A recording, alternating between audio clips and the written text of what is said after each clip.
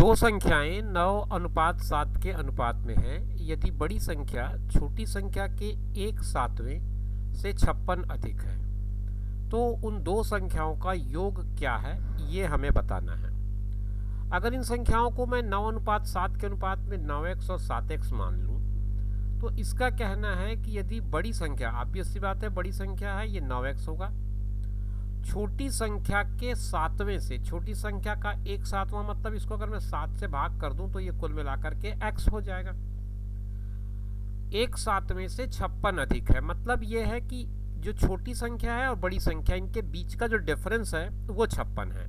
तो 9 में से 1 अगर मैं कम करता हूं तो मुझे 56 मिलना चाहिए, ये बात कुल मिलाकर के वो कह रहा है। तो 8x की वैल्यू 56 है, मतलब 8 अगर 56 के बराबर है तो 1 की वैल्यू कितनी होगी, 56/8 हुआ, मतलब 1 की वैल्यू होती है 7। इकाई की वैल्यू 7 आ रही है अगर, तो मैं इसको संख्याएं निकालना चाहूँ तो 9 × 7 यानी 9 × 7 63 हुआ, और 7 × 7 यानी कि 7 × 7 49 हुआ। ये दो संख्याएं आ गई, लेकिन इसने संख्याएं नहीं पूछा है, संख्याओं का योग क्या है ये बात ये पूछ रहा है। तो दोनों को जोड़ दीजिए, 9 और 3 हुआ 12 और 6 × 4 10, 10 और 1 11, तो 112 इसका कुल मिलाकर के उत्तर बनता है। ऑप्शन सी इसका करेक्ट ऑप्शन होगा। मेरा ख्याल है आपको क्वेश्चन क्लियर हो गया होगा। दो संख्याओं का अंतर 10 है, मतलब डिफरेंस इनका 10 है।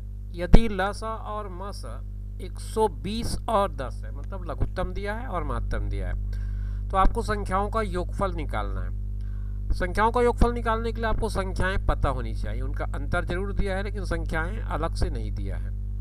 तो एक कंडीशन होती है उसको आप अप्लाई करिए, नंबर 1 और नंबर 2 इनका मल्टीप्लिकेशन जो होता है वो एलसीएम और एचसीएफ के रेशियो के इक्वल होता है। तो आप अगर देखते हैं इसको तो 120 आएगा और यहाँ आएगा 10, अगर मैं काट दूं तो ये आएगा 12। तो ये जो 12 है इसके जो पॉसिबल फैक्टर्स होंगे वो आप खोजिए पहले। ये अनुपातिक दृष्टि से बात कर रहा हूँ मैं, नंबर नहीं है बल्कि इनके रेशियो हैं ये। इसको n के बजाय मैं r लिखूँ तो ज़्यादा अच्छा होगा, r1 और r2 कर देते हैं इसको। नंबर्स के रेशियो होंगे तो 12 के पॉसिबल फैक्टर, एक तो 1 × 12 होगा, दूसरा 2 × 6 होगा, तीसरा 3 × 4 होगा। ये 3 पॉसिबिलिटीज़ बनती हैं 12 के फैक्टर्स होने के। तो या तो आपका जो नंबर होगा 1 12 इंटू उसका एलसीएम ले लें, आप एचसीएफ ले लें, या फिर होगा 2 6 इंटू 10, या फिर होगा 3 4 इंटू 10। तो अगर इस हिसाब से लेते हैं तो 10 और 120 होगा संख्या, इस हिसाब से लेते हैं तो 20 और 60 होगा, इस हिसाब से लेते हैं तो 30 और 40 होगा। अब इन कंडीशंस में से कौन सा कंडीशन हमारा जो दिया है उसको फुलफिल कर रहा है उसको देख लेते हैं। संख्याओं का अंतर 10 है, तो इसमें जो तीसरा कंडीशन है 30 और 40 वाला, ये इसको सेटिस्फाई कर रहा है। तो संख्याएं हमारे पास आ गई 30 और 40। जब संख्याएं आपके पास आ गई हैं तो आप इनका सम कर लें, दोनों का योग कर लें तो आ जाएगा 70। आपका ऑप्शन बी जो है वो 70 दिया हुआ है, तो इस क्वेश्चन का आंसर आपका आ जाएगा 70। दो संख्याओं का मसा व लसा 12 और 924 है, तो इस तरह की संख्याओं के कितने संभावित जोड़े होंगे, मतलब आपको पेयर्स, पॉसिबल पेयर्स जितने हो सकते हैं वो फाइंड आउट करने हैं। तो देखिए इसमें क्या होता है कि रेशियो 1 और रेशियो 2 नंबर के जो रेशियो हैं उनका मल्टीप्लिकेशन आपके एलसीएम और एचसीएफ के रेशियो के इक्वल होता है। आपका एलसीएम जो है वो है 924 और एचसीएफ जो है वो है 12।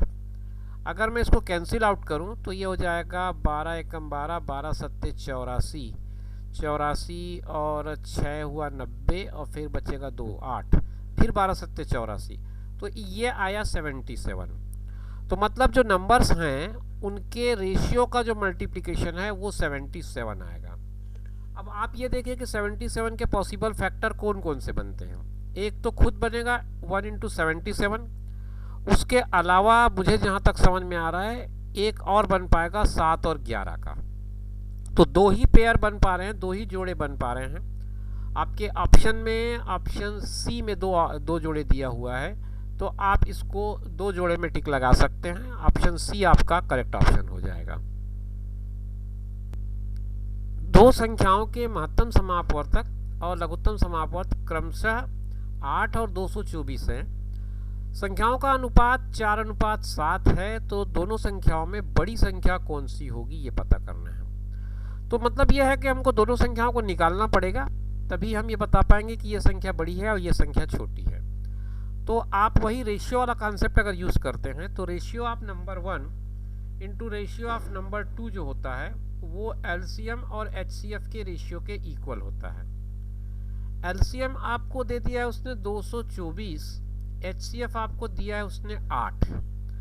अब अगर इन दोनों को मैं कैंसिल करता हूं तो ये बनता है 8 एकम 8, 8 दूनी 16, बचेगा इसमें 6, तो बचेगा 64, 8 8 64, तो ये आ गया 28। अब 28 के पॉसिबल फैक्टर होने चाहिए 1 28, 2 14 और 4 7। तो ऑलरेडी 4 7 दिया हुआ है, इसलिए मैं नहीं समझता कि इस काम को और आप अपना समय लगा करके इसको बर्बाद करें। तो रेशियो जब 4 और 7 का दिया है आपको, तो 4 और 7 संख्याएं बनती हैं रेशियो में, और इसके साथ आप क्या करें, आपका जो महत्तम है उसको आप गुणा कर लें। तो जैसे मैंने 8 का गुणा कर दिया, तो आपके पास संख्याएं क्या बन रही हैं, 4 इंटू 8 एक संख्या बन रहा है और 7 इंटू 8 दूसरा संख्या बन रहा है। तो 4 अट्ठे होता है 32 और 7 अट्ठे होता है 56। अब आपके सवाल में इसने केवल बड़ी संख्या पूछा है, तो आप यहीं पर निकाल सकते थे, ये स्टेप और करने की ज़रूरत नहीं थी। लेकिन मैंने इसलिए इसमें इतना आगे जाके आपको बताया क्योंकि बड़ी संख्या तो आपने निकाल लिया 56 है। अब इसी में छोटी संख्या भी पूछ सकता था, तब आपको 32 को बताना पड़ता। ये भी पूछ सकता था कि दोनों संख्याओं का योग क्या होगा, ये भी पूछ सकता था कि दोनों संख्याओं का अंतर क्या होगा।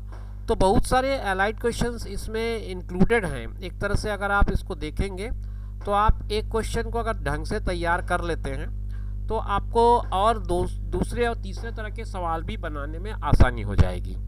तो इसलिए मैंने प्रयास किया कि आपको वो सारे नंबर्स निकाल के दिखा दूँ, ताकि दूसरे तरह के सवाल अगर आते हैं एग्ज़ाम में तो हम उनमें अटके नहीं और बड़ी आसानी से उनको बना लें।